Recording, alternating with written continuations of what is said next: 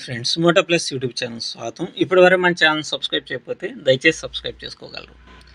Stock market టాక్స్లో ఈరోజు మనం సహజంగా స్టాక్ మార్కెట్లో సంపాదించాలి అని అంటే మీ మైండ్ సెట్ మీకు శత్రు, ఇది వాస్తవం అన్నమాట. అయితే మనం చాలా వీడియోస్ చేసాం. వీడియోస్ చేసినటువంటి వాటిలో మనీ సంపాదించడం అనేటువంటిది చాలా డిఫికల్ట్ అని ఎక్కువగా నేను వీడియోస్ చేశాను.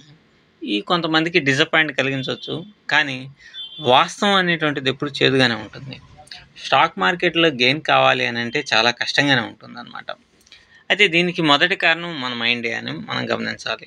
ఇప్పుడు మీరు సహజంగా ఆలోచిస్తూ ఉంటారు, నంబర్ ఆఫ్ వీడియోస్ చూస్తూ ఉంటారు. మీరు ఒకటి దాన్ని గమనించండి, స్టాక్ మార్కెట్లో బాగా ఎర్న్ చేస్తున్నాము అనేటువంటిది ఎవరు ఎర్న్ చేస్తున్నారని మీకు తెలుసు. మీరు డైరెక్ట్గా చూడనటువంటి కొంతమంది యూట్యూబర్స్ సంపాదిస్తున్నారని వాళ్ళు పెట్టేటువంటి స్క్రీన్ షాట్స్, లైవ్ షోలు ఇవన్నీ they are all most of them are manipulated.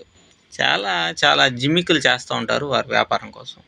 ఒక్కటి ఆలోచించండి, లక్షల రోజుకి 1,00,000, 5,00,000, 10,00,000 తీసేటువంటి వాడి కోర్సు 20,000 రూపాయలకి 20,000 రూపాయలకి అమ్ముకోవడం కోసం ఎందుకు ఇంత కక్కుర్తిపడి ఇది కావాల్సినంత అవసరం ఏముంది? ఒకసారి మీరు లాజిక్ని ఆలోచించండి. అలాగే వెబినార్స్, సెమినార్స్, ఆ స్ట్రాటజీ అని అమ్మాల్సినంత అవసరం ఏముంది? వాడు లైవ్ ట్రేడింగ్లో వాడు నా ట్రేడింగ్లో ఇది ఇంత, ఈరోజు నాకు 1,50,000 వచ్చింది, 2 లక్షలు వచ్చింది, ఈరోజు 12 లక్షలు వచ్చింది, 15 లక్షలు అనిపించి నేను పెడతాడు కదా.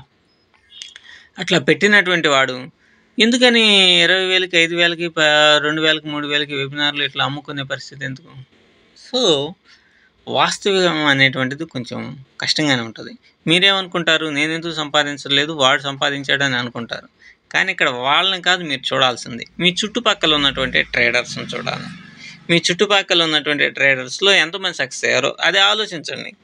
వాడెవడో మీకు కారణాన్ని యూట్యూబర్ సంపాదించాడని కాదు, మీ చుట్టుపక్కల మీకు తెలిసిన వాళ్ళు ట్రేడింగ్ చేసేటువంటి వాళ్ళలో ఎంతమంది సక్సెస్ అయ్యారు అనేటువంటిది ఆలోచించాలి.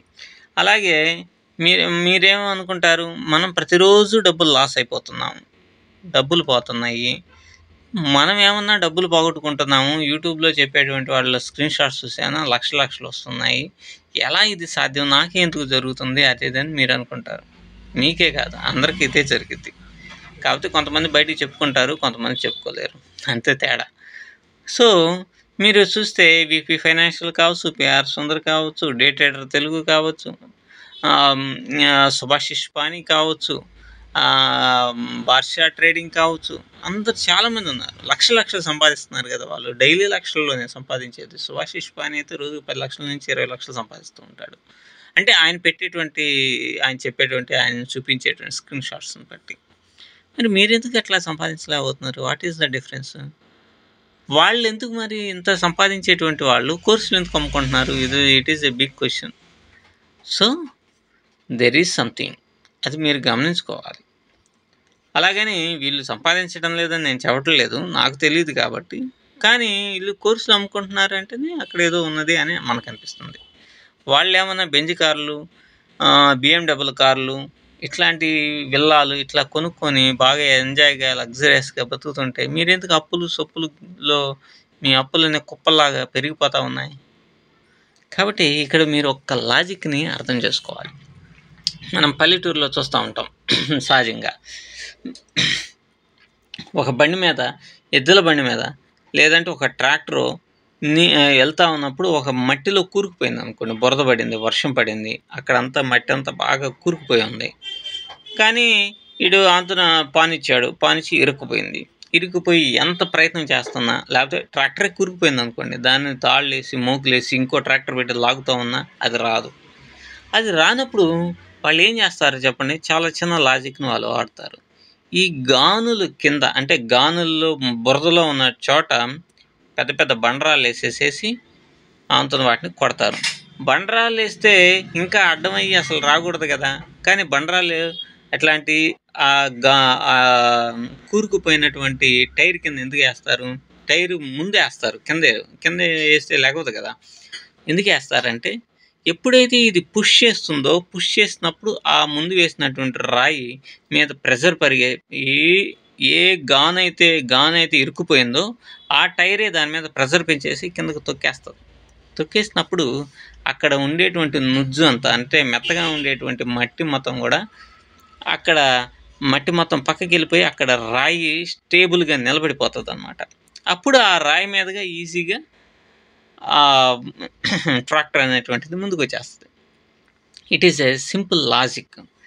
ఇక్కడ మీరు ఆలోచించాల్సింది అదే. స్టాక్ మార్కెట్ అనేటువంటి దాంట్లో మీరు నష్టాలు ఎప్పుడు వస్తానే ఉంటాయి అని వస్తూ ఉన్నప్పుడు మనం ఈ నష్టాల నుంచి ఎలా అధిగమించాలి అనే దానికోసమే మీకు కొంత టెక్నిక్ ఉండాలి. అదే స్టాప్ లాస్. ఈ స్టాప్ లాస్ని కనుక పెట్టుకున్నట్టయితే ఇంకొంచెం ఎక్కువ కూరుకుపోకుండా ఉంటుంది. ఎప్పుడైతే మీరు స్టాప్ లాస్లు పెట్టడం అలవాటు చేసుకుంటారో ఆ టైర్ల చక్ర బండి ఏ విధంగా అయితే ఆ ఊబిలో నుంచి బయటకు వచ్చేస్తుందో ఆ విధంగా మీరు బయటపడటానికి, మీరు సక్సెస్ వైపు మరలడానికి అవకాశం ఉంటుంది. Without stop loss you are doing trading, that is nothing but మిమ్మల్ని మీరు ఊబిలో కూర్చుకున్నట్టే లెక్క అనమాట. సో మీరు ట్రేడింగ్ చేయబోయే ముందు అసలు మీరు ఏమి ఆలోచించాలి? ఓపెన్ మైండ్తో ఉండాలి. ఈరోజు నేను 15,000 అన్నా సంపాదించాలి, లేకపోతే ఈరోజు నేను 10,000 అన్నా సంపాదించాలి అనేటువంటి కాన్సెప్ట్ అసలు ఎప్పుడు కూడా స్టాక్ మార్కెట్ ట్రేడింగ్ ప్లాట్ఫామ్ ముందు కూర్చోకూడదు. అలా కూర్చున్నారు అని అంటే you have some stress on your mind. మీకు తెలియకుండానే మీ బుర్ర మీద ఆ ప్రభావం ఉంటుంది. అందుకని మీరు స్టాక్ మార్కెట్కి ముందు కూర్చోబోయే ముందు నేను ఈరోజు 500 వచ్చినా పర్వాలేదు, హ్యాపీగా ఉంటాను అని అనుకోవాలి. లాభం సంగతి దేవుడు ఎరుగు. 100 రాని 200 రాని అది తర్వాత సంగతి. ముందు ఈరోజు నేను 500 రూపాయలు లాస్ వచ్చినా పర్వాలేదు, లేకపోతే నా కెపాసిటీకి 1000 రూపాయలు లాస్ వచ్చినా పర్వాలేదు అని మీరు అనుకుని ట్రేడ్ చేస్తూ ఉంటే అప్పుడు 1000 రూపాయలు లాస్ వచ్చినా మీ మైండ్ మీద పెద్దగా ప్రభావం చూడదు, రేపు చూసుకోవచ్చు. ఇట్లా మీరు కనుక అలవాటు చేసుకుంటూ ఉంటే ఒకరోజు అదే సక్సెస్గా మారుతుంది. ఆ అలవాటే సక్సెస్గా వెళ్ళిపోతుంది అనమాట.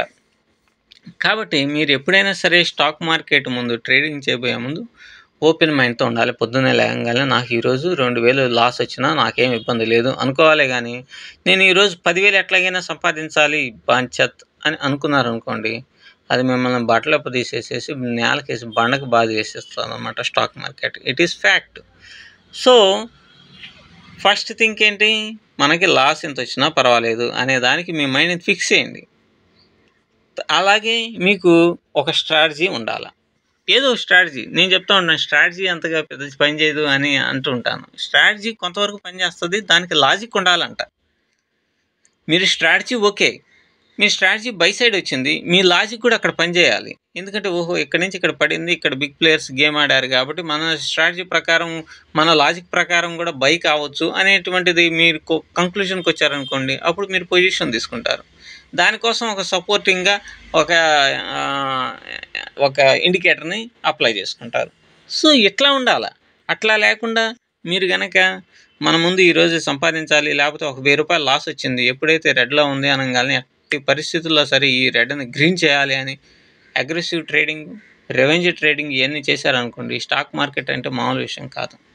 ఇట్ ఈస్ అది ఒక కొండ లాంటిది. మీరు మెల్లగా సూదితోటి దాన్ని తెలుసుకుంటూ పోవాలి. కానీ ఒకేసారి ఢీకొనాలి అని అనుకుంటే మన తల్ల బద్దలుపోవటం, మన జేబులు ఖాళీ అవ్వటం ఖాయం అన్నమాట. కాబట్టి మీ మైండే మీకు శత్రువు. మీ ఆలోచన విధానం ఆ స్టాక్ మార్కెట్ ట్రేడింగ్ చేయబోయే ముందు మారిపోతుంది. కాబట్టి ఫస్ట్ థింక్ మీరు ఓపెన్ మైండ్తో ఉండాలా. తర్వాత నో టార్గెట్స్ 10,000 సంపాదించాలి, 20,000 సంపాదించాలి అని పెట్టుకోపాకండి. ముందు మనం నష్టం ఎంత వస్తే మనం బరాయించగలము అనేటువంటిది ఆలోచించండి. అలాగే మీకంటూ ఒక స్ట్రాటజీ ఉండాలి, దానికి మీ లాజిక్ ఉండాలి, లాజికల్ థింకింగ్ ఉండాలి. అలాగే మీ లాజికల్ థింకింగ్ సపోర్టింగ్గా ఒక ఇండికేటర్ ఉండాలి.